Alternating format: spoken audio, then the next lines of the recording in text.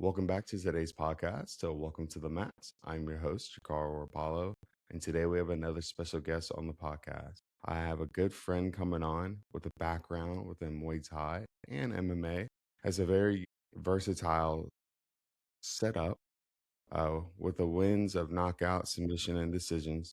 His approach to the sport with a disciplined mindset and tracking his stats, focusing on both the mental and physical preparation that comes to the sport. Ladies and gentlemen, I would like to bring to the podcast Amun, Moon, Cosme. What's going on, my friend? Nothing much, man. I appreciate you having me, man. Yeah, thanks, man. Well, like I said, I appreciate you coming on the podcast, and let's go ahead. And I want you to talk to the audience about one, what made you start martial arts? Because I feel like that has to be the introduction of everyone's journey right now. Okay, I think first of all, like when you grow up, we've all seen it in some shape, form, or form. Like you watch maybe Power. Like for me, I grow up, I'm like watching Power Rangers and seeing these guys fighting and stuff like that. And then you'll see comic books where you could have either anime or different things like that where you're exposed to it really young, and then you might get into like you think every martial art is karate. Like when you're young, you're like, oh my god, like everything is karate. So just growing up, like I feel like everybody did either karate or taekwondo at some point when they were young, but most people don't even stick it out. And for me, the case was I did taekwondo for like a year or two. It wasn't even that long, but that wasn't even the big influence of like why I started doing martial arts or what drew me to martial arts. I'm one of eight, so I'm the youngest boy. We grew up born in New York, then raised in Philly, and like I feel like fighting was just a part of like everyday life. It wasn't it wasn't like that big a deal. And I've never been big in stature or anything like that. So I always did want to learn how to properly defend myself. So the first place that people normally go is going to be like a martial arts academy and stuff like that. And I didn't actually get into martial arts until I was older. So like I didn't get into martial arts until my 20s. So early 20s, like 21, 22. And I just remember I was looking for a boxing gym. Me and my friend thought we were going to get into boxing, like it was like in Georgia, but moved from Philly. So it was like, all right, even though I was raised in Georgia since I was like 6 or 7, like still boxing was the typical, like what you see fight wise, because UFC and all that stuff. Now I did watch like the cage fighting and the UFC and things like that when it was like Hoist Gracie and these like no holds bars type matches and stuff like that. But I think the biggest influence, like I thought I wanted to box. I was like, man, I want to go find a boxing gym. So me and my friend went to this boxing gym, but it was like 2 hours away because we lived like in middle Georgia, and I was like, man, that's too far for me to be training to go box. I have a full-time job. But I like the aspect of going training and things like that. Came back. The guy I worked with was a blue belt at the time in jiu-jitsu, and he was like, hey man, you ever thought about doing jiu-jitsu? I said what everybody says now. You talking about the stuff they do in the UFC? This is like 2000, I think 11 or 2012 or something like that. And I was like, nah, I'm looking to do like boxing or something. He's like, well, our gym got kickboxing. And I was like, I did taekwondo for like 2 years, or a year or two when I was young. Like you just put the kicks and the punches together, right? That makes it's as simple as that, right? You just punch and you kick. All right, I'll come in for some kickboxing. And well, he lied to me. He told me what time, he told me what time that jujitsu started, not kickboxing. They did have kickboxing, but it was after jujitsu. And so I got there, and like while like everybody's getting on the mat and stuff, I'm just kind of like wrapping my hands. He's like, well, since you're waiting for kickboxing, you might as well come out and do jujitsu. I got on the mat. I got triangle choked by a chick. Some kid scissor swept me, put me in mount. And I just remembering like, oh man, I don't know what they know, but I need to know it. And that became like a good like hit to my ego as a young man because I was athletic. I could fight as far as like I had the mindset for it. Like if somebody was willing to fight, I would fight, right? I wasn't afraid of fighting. I wasn't a confrontational person when it came to like starting physical altercations, but I'd be down to fight if they got pushed there.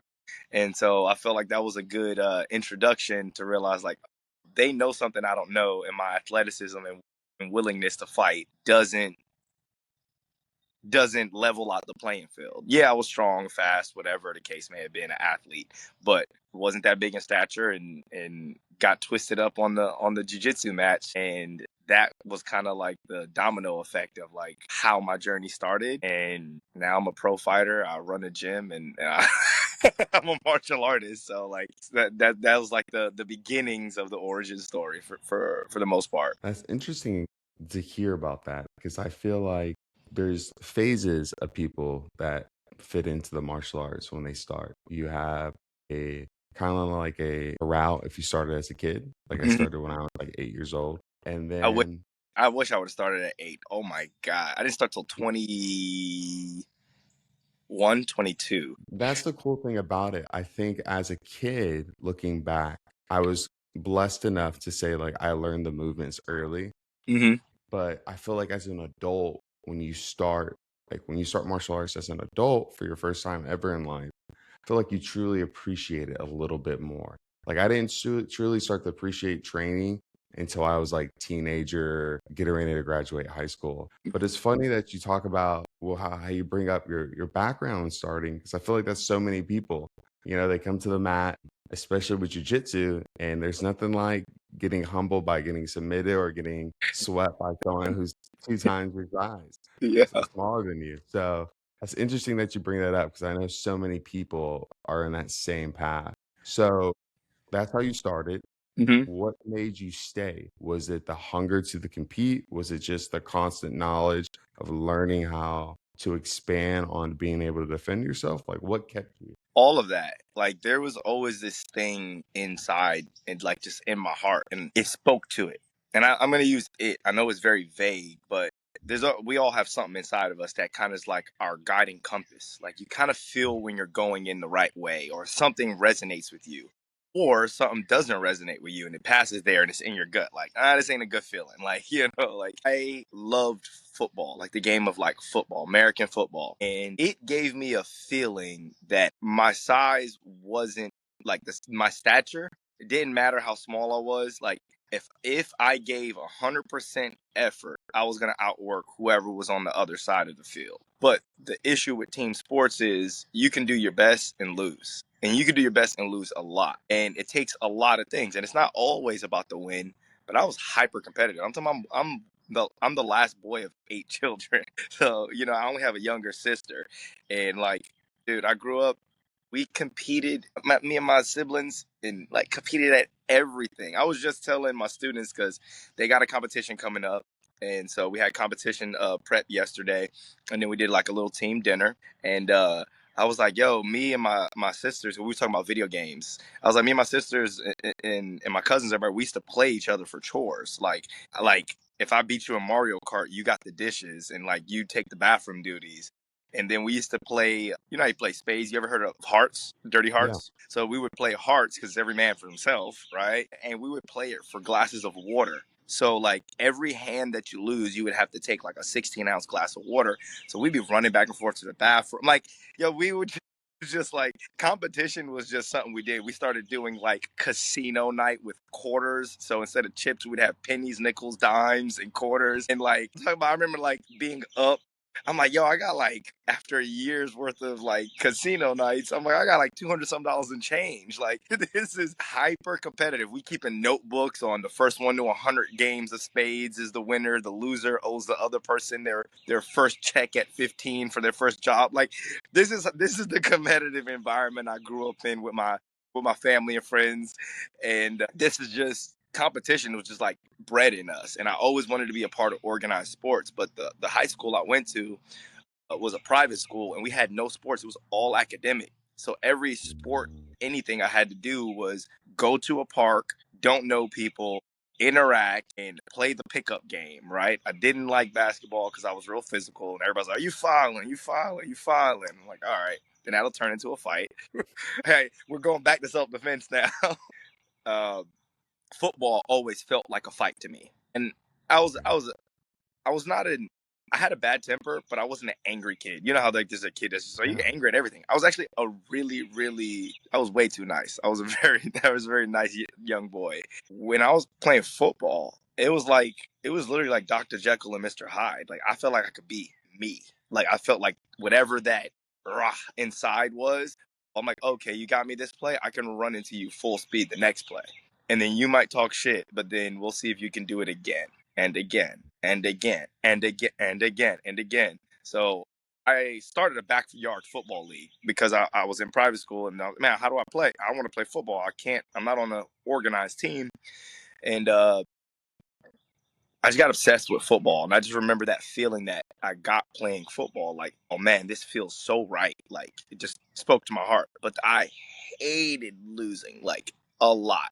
And I just realized, like, it's so many moving parts. It's one of, I think football, in my opinion, is the ultimate team sport because it's the closest thing you can get to combat and blending, like, a fight. You need fight IQ. You can be tough, which is cool, but, like, eventually you'll need fight IQ. And I Yeah. believe that football is the ultimate team sport because you have to sacrifice your body. And if I'm on a team where I know that the guys on my team aren't willing to sacrifice their body for that 1 yard, that 6 inches, whatever the case may be, I don't want you on my team. I don't want you on my team because I'm like, you're not willing to make the sacrifice for me because if you had the ball and I had to lay my head in there and block a 230-pound, 40-pound linebacker, I would at 100. And right now, I'm the biggest I've ever been in my life. I'm 160. But I'm like, at that point in time, 150, 140. Like, like, and I was willing to do that. Uh, One of my favorite quotes by Mike Tomlin: "It's not what you're capable of; it's what you're willing to do." So a lot of people were more capable than me, but they weren't willing to do what I was willing to do. And I found that to be true in every like sector, every like place that I put myself in. And I know when I got on the jiu-jitsu mats, I was like, oh, the difference between me fucking people getting fucked up and me fucking people up is just training. So they're only capable because they're doing more. I got the recipe. I'll just do more. So I had 2 jobs at the time and I quit one job so I could train more. And then I had one full-time job. And eventually over the years, martial arts spoke to everything that I wanted. And it was also things that I wanted that I didn't even know I wanted, like Mm. my character development, uh, uh, as a man. Like I'm 34 now. I started with 21. You're a young man at that point in time. But I was self-sufficient. I moved out the house at 17. I had jobs. A car was paid for. Like I was very like work. I was a worker. So I think that also helped me in my fight journey because I treated it like a job. I'm like, oh, you get up, you go train, you go do the shit. It don't matter if you're tired or how you feel, whatever. Like you told me, you like, hey man, I rolled out the bed this morning, but you got a job to do, right? And you like, hey, we here talking right now. And so I treated that and I found enjoyment out of doing a lot of stuff knowing that it would pay off because I was just willing to do it. And I always knew I wanted to compete. And I've been blessed with having good coaches and good teammates and opportunities and being in an environment where if I did the work, the reward was always just there if I showed up consistently and being honest, to who I was on the mats. Man, one thing kind of led to another. I started training more jujitsu. I was training kickboxing at the gym, and then our kickboxing coach ended up moving. So we ended up getting a gentleman who trained Muay Thai and fought Muay Thai, and he came in, and then so we had a Muay Thai and a jiu-jitsu program. And I always knew I wanted to train. I had trained for like 3+ years, almost 4 years before I got my first fight. So I was a blue belt. I had 4 years of striking, and I was already itching to compete. And the jiu-jitsu tournaments was cool, but I wanted a fight. And my coach told me when I first approached him, he's like, "Do you want to fight? Keep showing up." And he told me that, and I just like, well, I already show up, so I'm just gonna keep showing up. That was the advice, and he wanted to see if I was serious about training, not just, oh, I'm going to do it for 3 months or 4 months. And I did that shit for multiple years. And it was like, all right, it was time to get you a fight. And got me my first fight in 2016 in Jacksonville, Florida at the Maverick for combat night. And Okay. yeah, I won via armbar. So, Right on. I wanna follow up on this. mhm. You said you had really good coaches, and I feel like now there's with the social media and there's so many platforms for people to share their knowledge. What is to you, especially now someone who coaches on a full-time basis, what is being a good coach versus being a good trainer to you? All right. Number one, so I have a thing for words, man. Words are very important. And coach is way different than a trainer. A trainer can hold pads for you.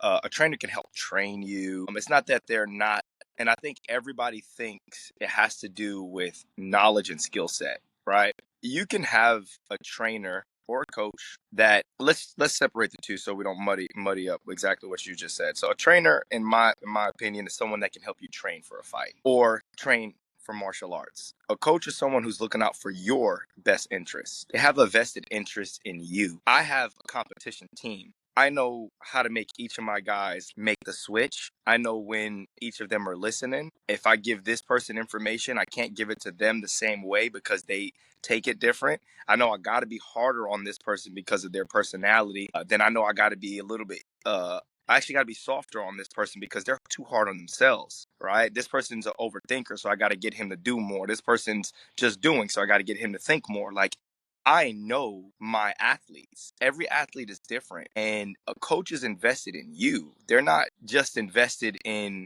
if you win. Don't get a coach that wants the limelight either, because it's not about them. Coaching is selfless. Like, when we go out to a fight and people are like, oh man, that's your coach. Like, because I obviously people might know me. I'm like, yo, it ain't about me. Go talk to my guys. Like, yeah, cool. Like I'll shake hands, talk to people, whatever. I remember the first time I had one of my guys fight out in Tennessee, and I'm well known in the area. I fought a bunch as an amateur, and I was in the middle of my UFL fight contract for Rampage Jackson and Frank Mir, and I'm taking my guys to their first fights, their first competitions, and people are like coming and talking. I'm like, yo, like I'm trying to be low key. This ain't about me. This is about them.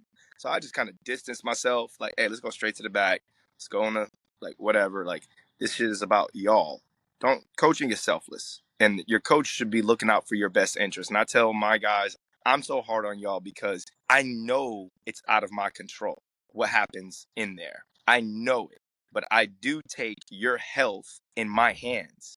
I'm fully responsible for your health. Is how I feel. So I'm gonna do everything in my power, and I'm not gonna let you have to do everything in your power to close as many gaps to play this, Russian roulette of a game that we're playing, that nothing is guaranteed. You could have zigged when you zagged and this and that. And I know danger and hurt is a part of the game, but it's my job to make sure you're prepared for that going in there. That's a coach. A trainer will train you. Trainers do it for money. Trainers got a job to do. It's not that they don't care. But like I told my guys the other day, I'm like, we're riding back. We got a partner gym and we got a competition team. So the gym I run has a competition team, and our other gym competition team is probably 2 or 3 times as big as mine. I have a very small group, and I focus on them. I was like, I don't want a big competition team. I want my guys. That's it. I don't want huge. More is not always better. It's just more sometimes, except for coffee. More coffee is always better. But we're driving back from our partner gym, and we're talking. I'm just talking with a couple of my guys. So we carpool together. And he said something, and it was kind of like along the lines of coaches and trainer. And I was like, you ain't paying me for this. And like I made a joke. He laughed, and I was like, nah, for real. Like, are you paying me to carpool and take you to here and do this and do that? This is my day. I'm at the gym 6, 7 days a week. The one day that I have off, I blacked out my calendar to take my competition team to another gym to get more competition experience before their next fights. I'm like, I could have told you guys, go to the gym. I didn't tell you guys. I came with you guys. I'm watching every sparring round. We're recording it so we can do film study on Sunday when I'm off again, right? So it's like the difference between a coach and a trainer is a coach is someone who's looking out for your best interests, and they know you. They know you, who you are, what makes you tick. And it's not that a trainer can't do that, but the difference between those two are is mindset and how they tend to the athlete, because every athlete's different. I've met a lot of trainers, and there's nothing wrong if you're a trainer, but don't call yourself a fucking coach, because there are a lot of people online who can teach techniques, but they're not a coach. I'm like, there is no secret out there. Everybody think they got the secret technique, and then you see 30 other people online showing the same shit. And I'm like, yo, I realize that ain't nobody showing secret shit. And this goes back to exactly what I said. There's a lot of capable people. There's not a lot of willing people. There are a lot of really good fighters out there. They don't make good coaches because fighting is selfish. Fighting's about you. You have to do everything in your power. No stone unturned.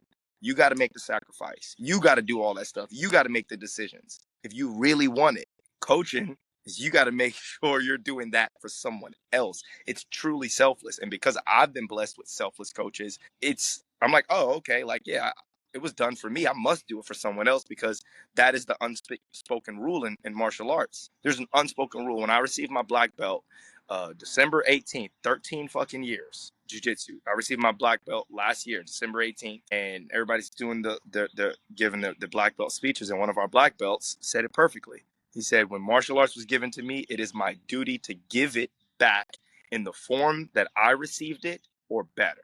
That's Ooh. it. And there's a lot of people out here giving out diluted forms of martial arts because they're doing it for money, for clout, for clicks, for views. You don't think I like posting shit that get 100,000 views? I love it. I love it. Cool. Maybe it give me some sponsorships. Maybe it do this. But then I instantly think back, ooh, how can I make this my gym better? How can this get my guys better? How can it get this better? I told them at least 2 or 3 times this training camp. If I see y'all getting caught up in that social media shit, I'll kick you off my fucking team. And it got quiet. I said, yeah, because one of these shits that we posted got 200,000 views because y'all sparring and y'all want to show everybody what you're doing. Fuck what you're doing, man. Like, we got a job to do. And that's the fucking circus. That's the icing on the cake. And if you ain't got no cake, I don't want it icing. It should get fucking disgusting after a while. It's just eating sugar. Like, no, you got no foundation, no base. There's no sustenance. There's no substance to what you're doing. If you want to flash in a pan, look cool shit, get the fuck out the gym. This says American top team. Does not say American bottom team. And you're gonna have to put some work in if you want to get to the top. It's very simple. I appreciate that. Like I said, I know you come from a now strong background with the coaching side, and it's going to sound cliche, but I agree. I feel like there's a lot of people that say they're coaches, but they're more trainers, and I feel like the true coaches don't put themselves in the public or on the spotlight. You know, you are the backbone. You are what's holding the team, and my when I was coaching full time out in Athens, I always thought of myself, if the team succeed, it was because of their hard work. If the team failed or we had a setback, then it was my job to figure out how to move forward. So, You know yeah. what's funny about that? What's up? So actually, so I'll this year I'll be doing season 2 of Talking to the Moon podcast. So my nickname's Moon, and I have Talking to the Moon podcast. And I bring people up, and Yeah. I brought my best friend who's also my head coach. And I took that same mindset you have, I have as a fighter, and he has as a coach. Because I said, hey, if I went out there and lost, it was my fault. And if I went out there and won, it was because of what my team did. It was my team. And like, I take full ownership of the loss. And he said, if I go out there and lose, he feels like it's his fault. If I go out there and win, it's because I did everything. So that's the perfect relationship as a coach and a fighter. Of like, I'm like, no, I'm taking full responsibility of like, dude, I've had 17 total fights between amateur and pro MMA and Muay Thai. I've lost twice, so 15-2. Cool. That's a pretty decent record. The 2 times I lost, I was capable. I had the skill set. There was a small like mindset error. One time I was too aggressive, and one time I wasn't aggressive enough. But it's like I took full responsibility. I'm like, those are I had everything. I had everything I needed and did everything that I could in training and everything and prep for the fight. I just didn't execute. Okay, 2 times out of 15 out of 17 ain't bad. There's a lot worse odds than that, but like, I'm so competitive. Those are the only 2 that matter to me because I didn't finish the job. No, I got you. I got you, big dog. But yeah, like I said, that's one mindset I've always had for a very long time. And so then I guess my next question would be, what, because you brought up before when you were getting training into the martial art, you were wanting to fight, and your coach just says, "Shut up, show up, and we'll get you a fight." Do you have even like another statement when like your guys, like young fighters, that come into the gym that wants to fight? I guess like for example, what I'm trying to ask, when people would ask me at the gym, like, "Hey, I want to compete," I'd be like, "It's your job to like convince me," almost, not in a very narcissistical way to say that, but it's like, "Hey, you know, I'm not gonna go out of my way to be like, hey, I want you to fight." You got to like go out of your way to be like, hey, I'm ready to fight. So what are your like indicators? Man, you sure you ain't been in my gym before? No, I haven't. So I tell people there's two coaches on the mat. I'm one, but I'm like there's one me, but I come in 2 forms on the mat. If you're just a person that wants to learn Muay Thai or Jiu Jitsu or MMA, and you just want to learn it for self defense, fitness, community, martial art, whatever, cool. You get that, Coach Moon. If you tell me you want to compete instantly, I'm talking about people who come in the gym week 1. I'm like, hey, you're going to see a different side of me. So don't tell me you want to compete. Number one, I'm going to talk you out of it. That's my job. That's my job. Number one. Before, when I used to fight, when I first got into fighting as an amateur, I would talk everyone. oh my God, you want to do it? Because I'm like, I thought that you felt what I felt. Like the things that's doing for me, it can do for you. Look at the hard work to this. No, no. People say they want something. They think they want it. And as I got older, like I love speaking life into people. I think one of my gifts, like everyone's born with a gift. For me, it's communication, connection, and understanding. I can communicate with people. I can find ways to connect and actually understand what people go through. Not just empathy. Empathy's cool, but I'm talking about like actual understanding of what someone goes through. Not just, oh, I feel what you feel, or things like that. First off, I try to convince them. I'm like, if I in my head can convince you not to compete based off what I'm saying, you weren't gonna last anyway. Because you're gonna take what you should have at this stage in your journey. You should be so delusional and you want to compete that my words are saying, nah, you don't want to compete. Should not turn you off from wanting to compete. If I wanted to play football so bad, I went to public schools. And I was like, how do I make it on the team? Well, you got to go through Board of Education. You got to do this. You can't play. I'm like, no, there's got to be a way I can play. I went to my mom, who's a teacher. I'm like, hey, look, can we go to the Board of Ed? Like, I left no stone unturned. Then I was like, if you can't go there, create it. I created a backyard football league, and guess what? That backyard football league actually got me recruited to a team in college. Can you imagine that? Motherfucker got recruited and Whoa. didn't play high school ball. I was like, if you want something, you'll fucking find a way. And if you can't find a way, make a way. Too many of us are trying to search for purpose when you can create it. All right? So it's like, if somebody walks in and tells me they want to compete, first thing I tell them, I say, you don't want to compete. And they'll say, well, yes, I do. And my question is that, why? This is me instantly learning my athletes right away. Why do you want to compete? And if you tell me any of these superficial things, I'll tell you this ain't for you, man. And I'll instantly tell them the pain points. Oh, well, I heard fighters make money. I said, hey, man, I fought for free for 4 years as an amateur. My first paycheck was $250 after training 10 weeks for a fight camp. It was $250 to show, another $250 to win. So you take $500 if you win and divide it by 10 weeks. It's $50 a week. How much money you think I spent in that camp to get there? Okay. I got 2 back surgeries. I don't have a disc in my back. I fucked up this. I was like, you got a girlfriend? No. You got a family? Yeah. You like spending time with them? Yeah. Don't spend time with them. You got a kid? Yeah. How many days a week do you train? 2. You can't be on a 2-week a 2-class-a-week membership if you want to compete. You got to bump up to a more expensive program. Do you have the funds to do so? Do you got a job? Yeah, so now you got a job, you got a family, you got a kid. Why do you want to fight? I would love for people to test themselves, but if you can't tell me why you want to fight, and if you think that the reason of, man, I think it's cool, if you think that's good enough, I'll say, okay, cool. Remember this. I tell all my competitors this, and then now I get to throw these words back in their face every time it's a really, really hard day, a hard training camp, or I can feel some like, hey, I get it all the time. It's not an excuse. I'm just telling you that. I'm like, then don't tell me that. Why are you? One of my guys told me that in sparring the other day. He said, hey, man, it's not an excuse. I'm just saying my shoulder. I said, why are you talking to me about it then? If it wasn't an excuse, what are you telling me? Are you going to go out there and spar again, or are you done? I'm asking you a very simple question. This has nothing to do with feelings. If you feel hurt, if you're hurt, you're going to go out there and do it.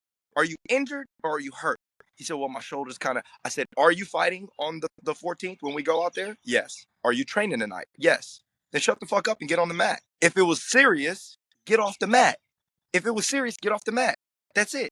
You tweak something. One of my guys yesterday during hard sparring, it's like, man, I banged my knee. I said, cool. You think they're going to give you a minute rest because you banged your knee in the fucking fight? Get the fuck up. Go back in there. The round's not over. I got a liver shot jar, by the way. If you can drop someone with a liver shot jar, whoever gets dropped, they put $5 in the liver shot jar. I said, hey, I want $20, $30 before this class is over. Y'all got competition in 2 weeks because it's going to minimize how many concussions or headshots you take. My guys can intelligently drop people to the body. You know anything, if you fight, that going out there and getting crushed in the body hurts way worse than getting hit in the head. So now I got my guys in here. I collected $20 yesterday. $20. And at the end of competition season, when I give them a break, somebody will have a video game night and somebody can win a pot, $300-400. I'm like, we'll see what it look like in 6 months, right? Because I'm competitive, bro.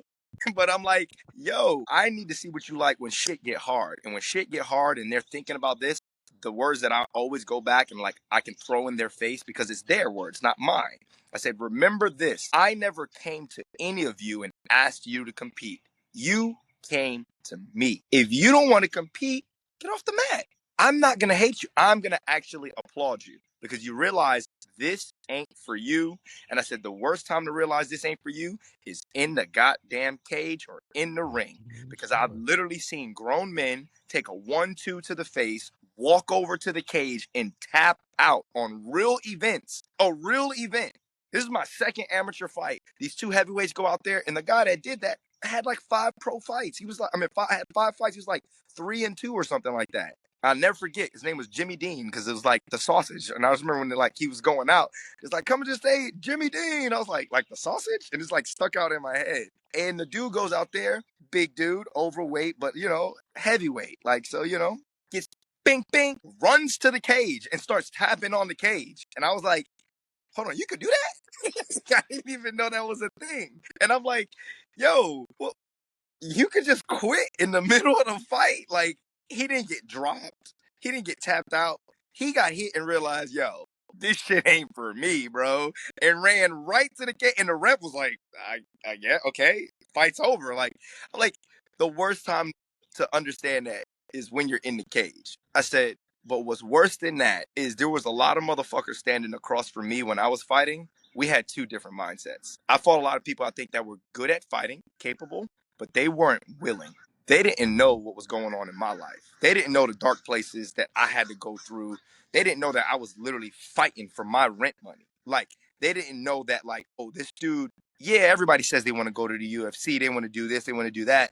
But I was like, I'm prepping for my funeral. That's how I prepped for every fight camp. And my coach is my best friend. He literally said, bro, you got to stop telling people you're going to die.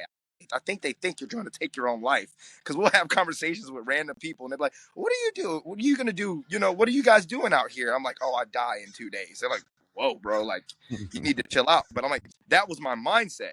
And if somebody's in the cage, 1 foot in, 1 foot out, and you get a motherfucker like me on the other side of the cage who's all in, you are a stepping stone, bro. I'm not looking to like win via points. I've had people ask me, oh, if you knock somebody down or you get ground and pound, like, what do you, when you hit them, are you like taking it, like you see that they're about to go out? I'm like, no, see blood. I'm trying to put my elbow to the mat and their face is in the way because that's where I'm at mentally because I know that they want to do that to me. So this is not like, oh, that's a bad thought. No, if I'm not thinking like that, it's happening to me. So like, yes, I am. That's how I feel. That's how I have to get ready for a fight. Now, when you talk about coaching and training and competing, I have to understand that not all my fighters they all got the dog, but they don't have that death. They don't have to have the death mindset. That's my mindset. Some people fight better when they're just, yo, this is just a game to me, right? Like it's a game and I get to be this and be that. Being prepared for death allowed me to flow because it took all the barriers off. I was like, oh, okay, I can be free because this is it. This is it. There's nothing to hold back. I can just feel the moment because after the fight don't even exist. Everything that was done will already be done. And right here is the only thing that matters. 15, and I would literally, hey, if it was a pro fight, hey, 15 minutes to the rest of my life. That was my motto. If it was an amateur fight, 9 minutes to the rest of my life. Unless it was a title fight for each one of those, I'm like, 9 minutes to the rest of my life. We're gonna make this a great 9 minutes, right? Like, but not in a morbid way. People look at death as a morbid thing. I look at it as like it allows you to live. It allows you to live, take advantage, right? So when my competitors are are feeling bad, feeling down, I can feel the energy. Like, oh, they're about to give me. I'll say, remember, I didn't ask you to compete. You asked me, and we have a standard here, and you uphold the standard. So when newbies come in, I have a board and it has what my competition standards are. This is the bare minimum. A lot of people look at the board and say, damn, I got to do all of that. And I'm like, if that's how you're thinking about this work, that is the minimum requirement. And I will tell you, if you do the minimum, I won't even corner you. I'm not walking out with you. If the minimum for training to be eligible for my competition team is 4 days a week and you only do the minimum, I'm not coaching you because I don't want minimum mindset on my team. So I lay down the law. The second people tell me they want to do something, I'm like, I'm calling you on your bullshit. Don't tell me you want to do it because I know what it takes to do it. I have done it. I got guys that are doing it. I got guys with relationships, with children, with families, with jobs. They're here. How do I look? I look like an asshole if I let you on the team and you don't do what my guys do. I don't even have to hold the line. they will. There's not many times I'm a loss for words, but that one right there, I mean, I wouldn't even say lost for words, just true agreement. There is a standard, there is, and it's nice to hear that there's other coaches like that are like, hey, like this shit is not a game. Like this shit can dramatically change everything about your life, the good and the bad, but you gotta want it. Yeah. Like there's nothing I could do, there's nothing you could do, there's nothing anybody who is in a coaching, educator, instructor mindset or position can truly do to really say, hey, you really want this or not. Yeah. So I appreciate that. Like I said, I feel like you said earlier, we both are in agreement that there's the coaches and then there's the trainers. And if you find yourself a really good coach, that's going to be the answer that you want. And so I know we're kind of wrapping up towards the end of the timeline for this podcast. So I want to ask this question, Hmm. and it's something that I ask on every episode. Because, like I said, the martial arts brings so much value to our lives in so many different ways. What is the greatest lesson the mat has taught you about life? The mat taught me the lesson that everyone knows already, but it's a constant reinforcement that you get in what you put out. And it's so simple. It doesn't have to be profound. It doesn't have to be this. It is exactly that. You'll get in what you put out. And I'll sum it up like this. The mat don't lie. The mat doesn't lie. Like men lie, women lie, everybody lie. You can make numbers. The mat doesn't lie. And you get in what you put out. It took me 13 years to get a black belt. And my coach is a 20-time UFC belt, third or fourth degree black belt under American Top Team, Cole Miller. He has high fucking standards. So to get a black belt under Cole Miller is like, it's like it's like a actual like stamp to me, right? Everybody was like, "Yo, you've been a black belt. Like, you should have been got your black belt. You should have been got your black belt." He said, "Don't ever fucking listen to that. How is somebody else gonna tell you?" He said, "That's their insignificance on what they think about you. That's another thing of like what other people think you should have. Like, what about when people think you shouldn't have something? You feel some kind of way, right? It's like, oh well, they're not in my life. Well, how is it that they're not you, and you could think they could think what you should have? Like the opposite of that, right? It's like, don't let that's poison. Or the person next to me got it, so I could. No, that's poison.